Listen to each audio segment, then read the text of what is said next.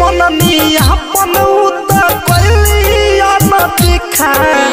जेके मननी अपन उता कैलिया न दिखा बाबा देखी न हाथ के रेखा बाबा देखी न हाथ के रेखा नया साल कटी कहूँ न लेखा बाबा देखी न हाथ के रेखा नया साल